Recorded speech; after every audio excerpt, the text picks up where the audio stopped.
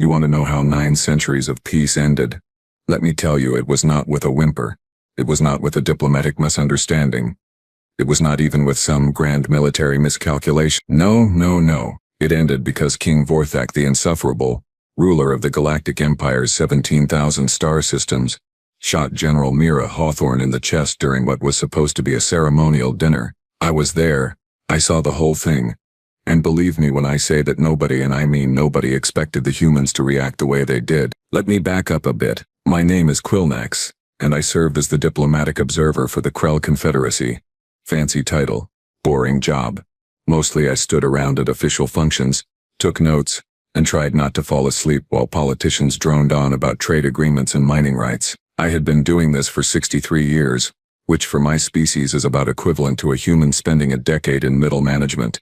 Tedious does not even begin to describe it. But that night was different. The peace treaty between humanity and the Galactic Empire had held strong for 900 years. 900 years. Do you understand how long that is?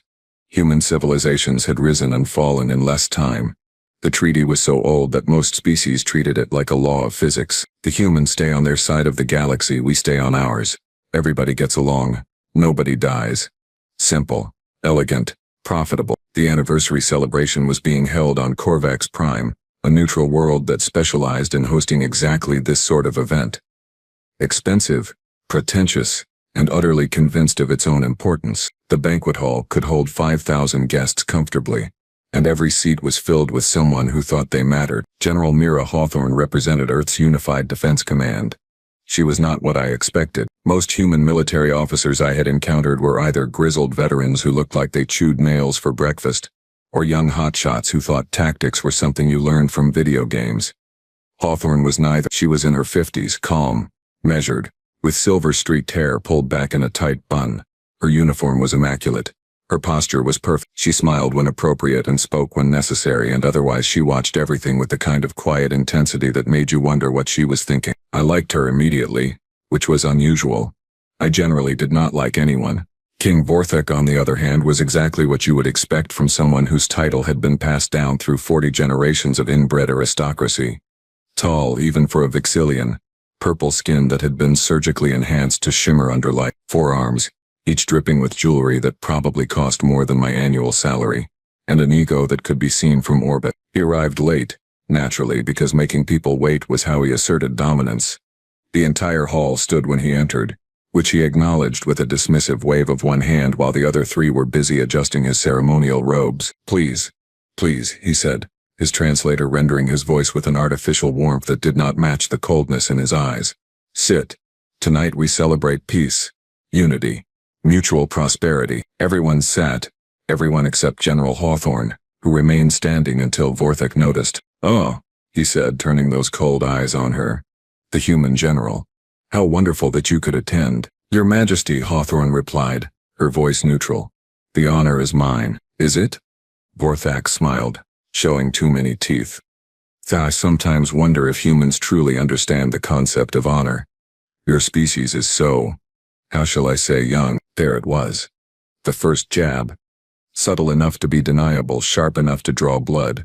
I saw Hawthorne's jaw tighten just slightly, but her expression did not change. We are young, she agreed, but we learn quickly. Vorthak laughed, a sound like breaking glass.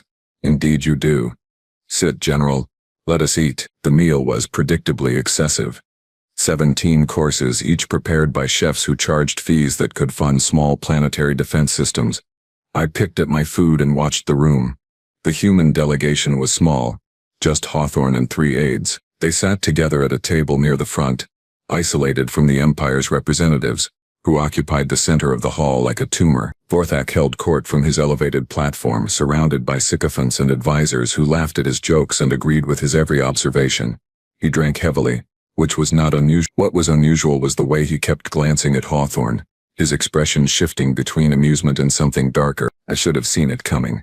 The signs were all there, but I was too busy being bored. The trouble started during the 8th course, some kind of roasted creature that I could not identify and did not want to. Vorthak stood, swaying slightly, and raised his glass. A toast, he announced. The hall fell silent. To 900 years of peace. to the wisdom of our ancestors who understood that some species are meant to lead, while others, well, others are meant to follow. I felt the temperature in the room drop about 10 degrees. Hawthorne stood slowly, her napkin folded precisely and placed beside her plate. "Your Majesty," she said, her voice carrying across the silent hall. "With respect, the treaty was an agreement between equals, not between leaders and followers." The sycophants gasped. Actually gasped. Like this was some kind of dramatic performance. Vorthak's smile widened. "Equals?" he repeated. "General, your species had barely left your home system when we were building stargates. You were fighting with chemical rockets while we were manipulating gravity itself. In what universe are we equals?" Hawthorne's expression did not change, but I saw something shift in her eyes. Something cold and dangerous. "In the universe where we agreed to peace," she said quietly. "In the universe where we chose diplomacy over conflict. In the universe where we both recognized that the alternative would benefit neither of us." "Ah, yes," Vorthak said, descending from his platform with the unsteady grace of someone who had consumed too much alcohol. "The alternative. Tell me, General, what exactly would you do if this treaty were to, hypothetically speaking?" "I would do my job, Your Majesty, which is, to protect humanity.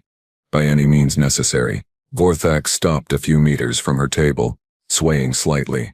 His four hands moved in agitation, the jewelry clinking softly. "Any means necessary," he repeated, tasting the words. How deliciously vague. How typically human.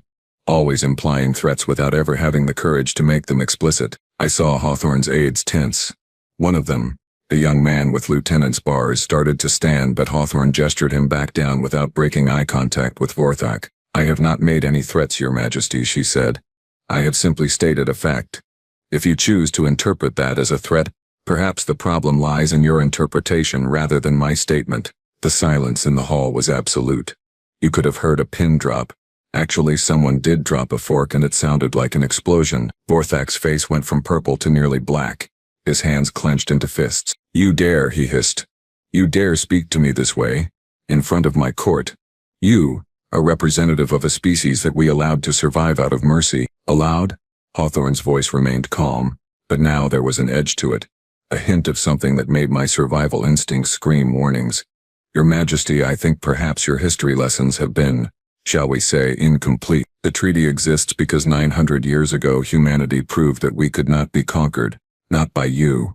Not by anyone. That did it." Vorthak's hand moved so fast I almost missed it.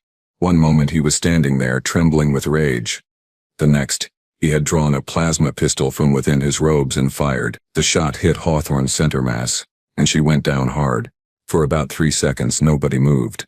The entire hall seemed frozen in a tableau of shock and horror. Hawthorne lay on the floor, smoke rising from the cauterized hole in her chest. Her aides stared at their fallen general. Vorthak stared at the pistol in his hand, as if surprised to find it there. And then one of Hawthorne's aides, the young lieutenant, spoke. "Oh," he said softly. "Oh, you really should not have done that." His voice was mild, almost conversational, but something about it made my blood run cold. Vorthak seemed to recover some of his composure. He straightened, tucking the pistol back into his robes. "Remove the body," he ordered. "This celebration is over. The human delegation is expelled from." He did not get to finish. General Hawthorne sat up, just sat up, like someone who had been taking a nap and decided it was time to wake up. The hole in her chest sealed itself with a wet, organic sound. She reached up, touched the damaged fabric of her uniform and sighed. "This was my favorite dress uniform," she said, her tone more annoyed than angry. "Do you know how long the tailoring takes?" Vorthak stared at her, his four hands trembling. What are you?" Hawthorne stood, brushing imaginary dust from her uniform. "I am General Mira Hawthorne, commander of Earth's Unified Defense Command. And you, Your Majesty, just violated the most important clause of the 900-year peace treaty." She smiled, and it was not a pleasant smile. Article 7, Section 3, Subsection B. Any act of violence against a human diplomatic representative shall be considered an act of war. The young lieutenant was speaking rapidly into a communication device. I caught fragments of his words. "Treaty violation confirmed. Authorization Code 7 Alpha 9. Execute Protocol Nightfall." Protocol Nightfall. I had never heard of it. I was about to find out what it meant. Hawthorne looked around the hall, her gaze settling on each face in turn. When her eyes met mine, I felt like I was being measured and found wanting. "You are all witnesses," she said, her voice carrying to every corner of the massive space. For 900 years humanity has honored this treaty. We have respected your borders, we have maintained peace, we have done everything asked of us, and more. She turned back to Vorthe, and you repaid that with attempted murder. So let me be very clear about what happens next. She pulled a small device from her pocket, pressed a button, and the sky above Korvax Prime filled with ships. Not a few ships, not a fleet, an armada. Thousands upon thousands of human warships, materializing from faster than light travel, blotting out the stars. I had never seen anything like it. The sheer scale was incomprehensible. 900 years ago, Hawthorne continued, we proved we could not be conquered. What we did not tell you was what we had been doing during those 9 centuries of peace. She smiled again.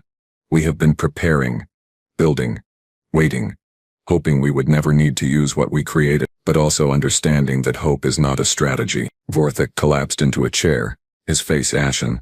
The treaty, he whispered, is void. Hawthorne finished. As of the moment you pulled that trigger. Article 7 was very specific. 1 act of violence. Just 1. That was the line you could not cross. She holstered her communication device. Congratulations, Your Majesty. You just started a war that will end your empire. The hall erupted into chaos as everyone tried to process what was happening. Delegates shouted. Guards rushed forward, then stopped, unsure what to do. And through it all, Hawthorne stood calmly. Wait, I made my way to her side, my diplomatic training overriding my survival instincts. General, I said quietly, is this really necessary? Can we not find another way? She looked at me with something like pity. Observer Quilnax, she said, somehow knowing my name despite us never having been introduced. For 900 years we have been the ones compromising, negotiating, bending. We accepted insults. We tolerated condescension. We swallowed our pride because peace was more important than ego. She gestured at Vorthak. But this is not an insult. This is attempted murder. If we let this stand, every species in the galaxy will know that human lives mean nothing, that our treaties can be violated without consequence. She shook her head. No, some lines cannot be uncrossed, but the cost, I protested. The lives that will be lost will be on his hands, Hawthorne interrupted, pointing at Vorthak. Not ours. We did not want this. We did not ask for this. But we will finish it. The young lieutenant approached, saluting crisply. Ma'am, Fleet Command confirms Protocol Nightfall is active. All units are in position. They are awaiting your orders. Hawthorne nodded. Blockade all Empire-controlled systems. Nothing in. Nothing out. Disable all military installations within. She paused, calculating. 6 hours. Civilian casualties are to be avoided at all costs. This is a military operation, not a genocide. Understood, ma'am. As the lieutenant moved away to relay her orders, I found myself staring at this human woman who had just declared war on the most powerful empire in the galaxy without raising her voice or losing her composure. You have been planning this for 900 years, I said slowly. All this time you have been ready. Of course, Hawthorne replied. Peace is wonderful. Peace is desirable. But peace built on the assumption that the other side will never betray you? That is not peace. That is just waiting to be stabbed in the back. She touched the repaired section of her uniform again. We hoped it would never come to this. But we were not stupid enough to bet our survival on hope alone. I thought about my own species, the Krell Confederacy. Our military was ceremonial at best, designed more for parades than actual combat. We had assumed, like so many others, that the treaty would hold forever. We had been fools. What happens now? I asked. Hawthorne looked up at the armada visible through the hall's transparent ceiling. Now, she said softly, the galaxy learns why humanity spent 900 years being polite. The first Empire battle station fell in under 20 minutes. 20 minutes. I watched it happen on the holographic displays that Hawthorne's aides had set up in what used to be the banquet hall, and was now, apparently, a human military command center. The station had been considered impregnable, 16 kilometers of reinforced hull equipped with enough firepower to level a planet. It had defended the Empire's core systems for 300 years. The human fleet bypassed the shields using some kind of phasing technology I had never seen before. Then they cut through the hull with precision that suggested they had known exactly where to strike. The station's reactors went critical. Evacuation pods scattered like seeds in the wind, and just like that, The Empire's pride and joy became an expanding cloud of debris. Vorthak watched from his knees, still surrounded by guards who had no idea whether to arrest him or protect him. His 4 hands covered his face. Impossible, he kept muttering. This is impossible. General Hawthorne stood with her arms crossed, watching the tactical displays with the calm attention of someone reviewing a training exercise rather than the opening moves of galactic warfare. Station 7 is clear, reported one of her aides, a woman named Lieutenant Commander Vasquez. All personnel evacuated. Moving to Target 8. Confirmed, Hawthorne replied. Maintain the pace. I want every military installation in the core systems neutralized before their fleets can coordinate a response. I could not stop myself from asking the question that burned in my mind. General, how is this possible? The Empire has been the dominant military power for over 1,000 years. Their technology, their resources, how can you possibly outmatch them? Hawthorne finished. She glanced at me with something that might have been amusement. Observer Quilnax, let me tell you something about humanity. We are very, very good at preparing for the worst possible outcome. It is practically our species-defining trait. She gestured at the displays. For 900 years, every human scientist, every engineer, every strategic thinker has been asking themselves the same question. What would we do if the treaty failed? How would we survive? She walked to one of the displays, zooming in on a schematic of what I recognized as a Vexillian dreadnought. We studied every Empire ship design that we could access. We analyzed every battle they fought. We built simulation after simulation, running millions of scenarios, and then we designed our military specifically to counter theirs. Her finger traced a line along the dreadnought's hull. See, their ships are built for intimidation. Massive. Heavily armored. Designed to win through overwhelming force. Very impressive. Also very slow, very inefficient, and very predictable. Another display showed a human warship. It was smaller, sleeker, angular, where the Empire ships were curved. Our ships are built for one purpose only. To win, not to impress, not to project power. To win. She smiled that dangerous smile again.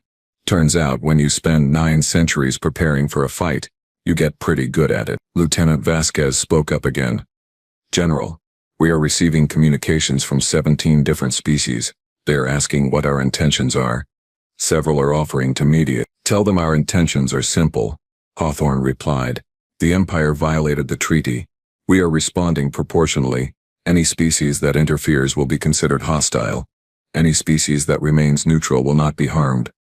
She paused, and make sure they understand that this is not a war of conquest. We do not want their territory. We do not want their resources. We want justice. Justice? Vorthak had recovered enough to speak, though his voice was hoarse. You call this justice? Destroying our military? Crippling our defenses? This is revenge. Hawthorne turned to face him, and the temperature in the room seemed to drop. Revenge would be doing to you what you tried to do to me. Shooting you without warning, without cause, without mercy. Her voice was ice. Justice is making sure you never threaten anyone again. There is a difference. Your Majesty, though I suspect you have never bothered to learn it. I noticed that Vorthak's guards had quietly stepped away from him. Even his own people were distancing themselves. The Empire Council will never accept this, Vorthak said, trying to muster some of his former arrogance. They will fight. They will surrender, Hawthorne interrupted. Or they will watch every military asset they possess turn into scrap metal. She nodded to Vasquez. Open a channel to the Empire Council. All frequencies. I want everyone to hear this. Vasquez worked her controls. A moment later, the holographic display shifted to show a council chamber. 12 Vexillian nobles stared out from the projection, their expressions ranging from shock to fury. Members of the Empire Council. Hawthorne began, her voice formal now. I am General Mira Hawthorne of Earth's Unified Defense Command. 3 hours ago, King Vorthak violated the 900-year peace treaty by attempting to murder me during a diplomatic function. As per Article 7 of that treaty, this constitutes an act of war. Humanity is now responding. One of the council members, an elderly Vexillian with elaborate ceremonial scars, leaned forward. General Hawthorne, we had no knowledge of the king's actions. This was not sanctioned by the council. Surely we can't negotiate? Hawthorne's tone made it clear what she thought of that idea. Counselor, with respect, your time for negotiation ended when your king pulled the trigger. What you can do now is choose how this ends. Are you threatening us? Another counselor demanded. I am offering you a choice, Hawthorne corrected. Option 1, you surrender immediately. You hand over King Vorthuk for trial under neutral jurisdiction. You accept a new treaty with terms that humanity will dictate. You reduce your military to defensive forces only, supervised by neutral observers. And you pay reparations to every species your empire has exploited over the past 1,000 years. The council chamber erupted in protests. Hawthorne waited patiently for the noise to die down. Option 2, she continued. You fight. Your military installations continue to be destroyed. Your fleets continue to be disabled. Your economy continues to collapse as we blockade every system you control. And at the end, when you have nothing left, you will accept terms far harsher than what I am offering now. You cannot blockade the entire empire. One counselor shouted. We control 17,000 star systems. Counselor, we have 40,000 warships currently deployed. By tomorrow, we will have 80,000. By next week, 200,000. Hawthorne's voice remained calm. We have been building our fleet for 900 years. We have shipyards and systems you did not even know existed. We have resources stockpiled across human space. We have planned for this scenario so thoroughly that your strategists will spend decades trying to figure out how we did it. She leaned closer to the display. So yes, we can absolutely blockade the entire empire. The question is whether you want to test that claim. I found myself studying the counselors' faces. I had spent decades reading Vixillian expressions, and what I saw there was not anger. It was fear. Deep existential fear. The elderly counselor with the scars spoke again, his voice quieter now. What assurances do we have that humanity will not simply conquer us?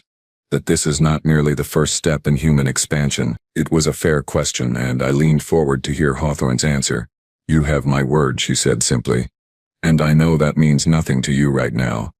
But let me explain something about human history, counselor. We know what empires do. We have built them. We have fought them. We have torn them down.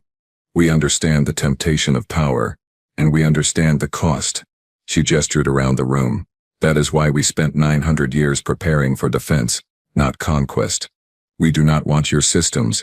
We do not want your subjects. We want to make sure that no species, human or otherwise, ever has to live under the threat of imperial ambition again. Pretty words. Another counselor sneered. But words are cheap. Then judge us by our actions, Hawthorne replied. In the past 3 hours we have disabled 16 military installations. Do you know how many civilian casualties there have been? 0. Not 1. Because every station was given warning. Every evacuation was allowed to complete. We could have simply blown them apart. Instead, we surgically removed their ability to fight while preserving every life we could. She paused. That is who we are, counselor. We do not wage war against civilians. We wage war against those who threaten peace. I realized something in that moment. Hawthorne was not just defeating the empire militarily. She was defeating them morally. Every word, every action was calculated to show that humanity held the higher ground. It was brilliant and terrifying. Lieutenant Vasquez interrupted. General, we have incoming from Admiral Zhang. The 4th Fleet has secured the outer territories. Minimal resistance. They are requesting permission to advance on the core worlds. Denied. Hawthorne said immediately. Tell Admiral Zhang to hold position and maintain the blockade.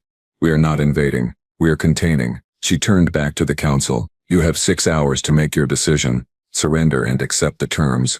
Or fight and accept the consequences. There will not be a third option.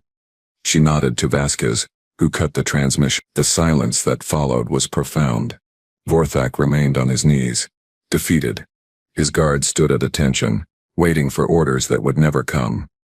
The various delegates and observers who had been trapped in the hall since the fighting started whispered among themselves. I approached Hawthorne again. I seemed to be making a habit of it. General, may I ask you something personal? She looked at me, one eyebrow raised. You can ask.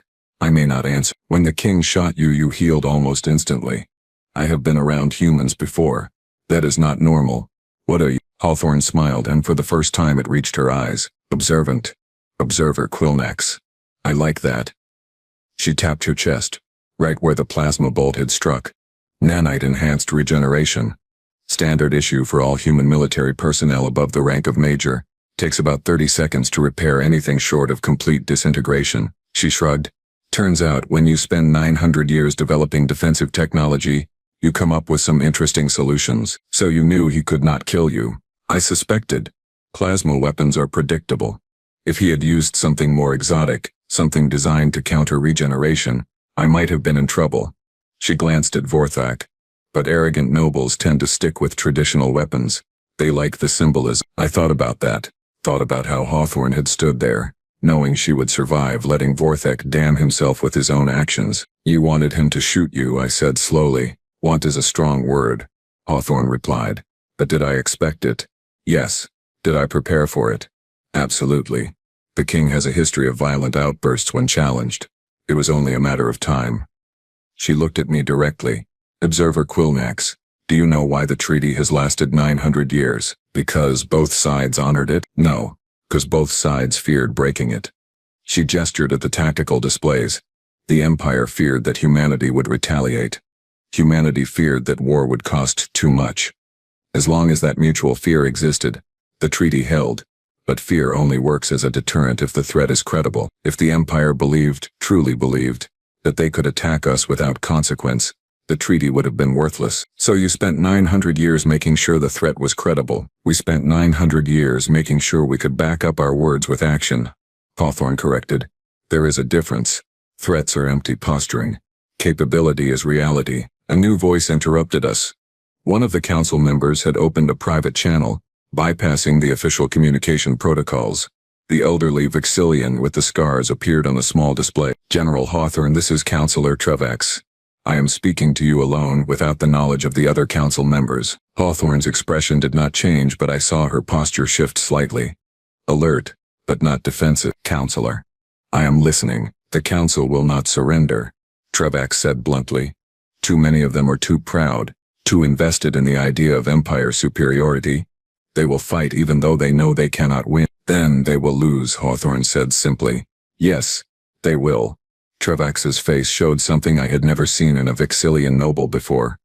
Shame. But the Empire's subjects, the billions of civilians across those 17,000 systems, they do not deserve to suffer for the Council's pride. I agree, Hawthorne said, which is why we are targeting military assets only. That will not be enough. Trevax leaned closer to his pickup. General, I have spent my entire life in service to the Empire. I believed in it. I thought we were bringing order to the galaxy, civilization to barbaric species. He paused.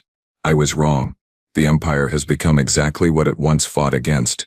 Arrogant, cruel, corrupt.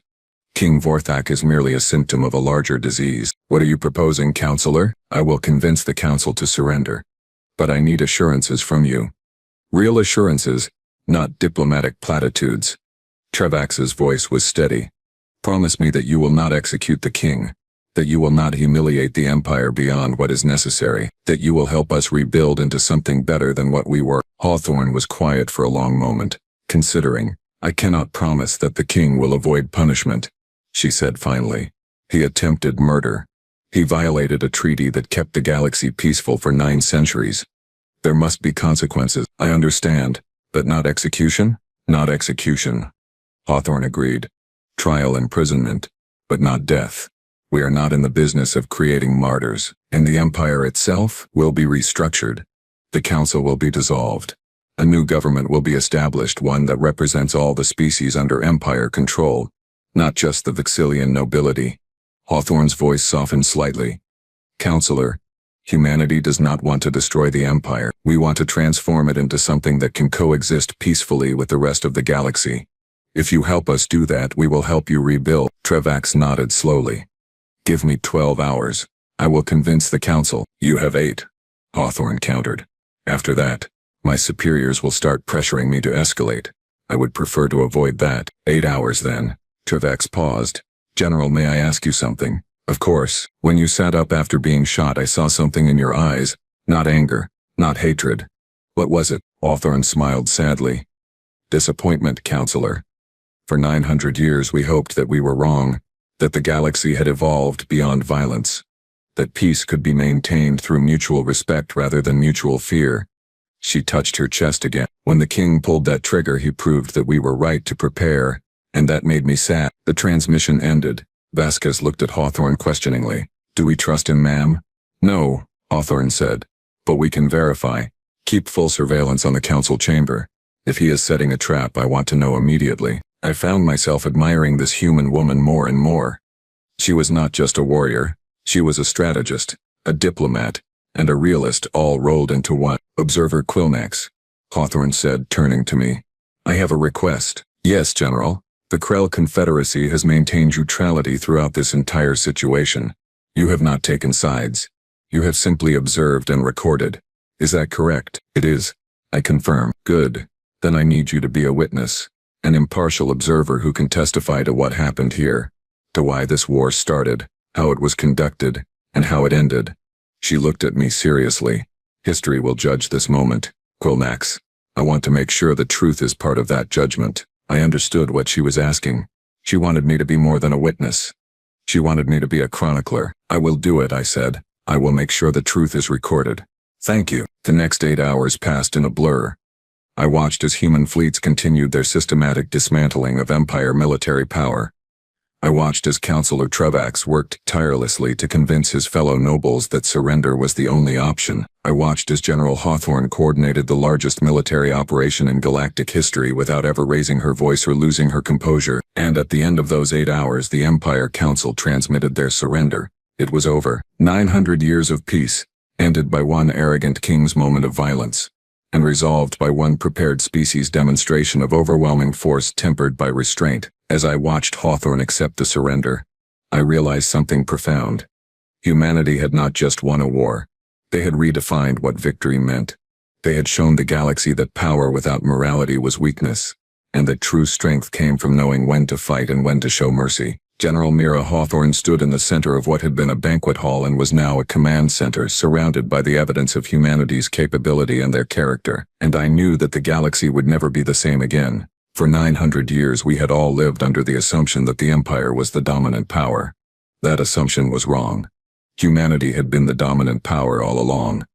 They had simply chosen not to demonstrate it, until they had no choice. The new treaty was signed 3 weeks later. The Empire was restructured. King Vorthak was tried, convicted, and sentenced to life imprisonment on a remote human facility. The various species that had been subjugated under Empire rule were given representation in a new Galactic Council, and humanity. They quietly returned to their corner of the galaxy, maintaining their fleets, keeping their vigil, just in case they were needed again. I filed my report with the Krell Confederacy.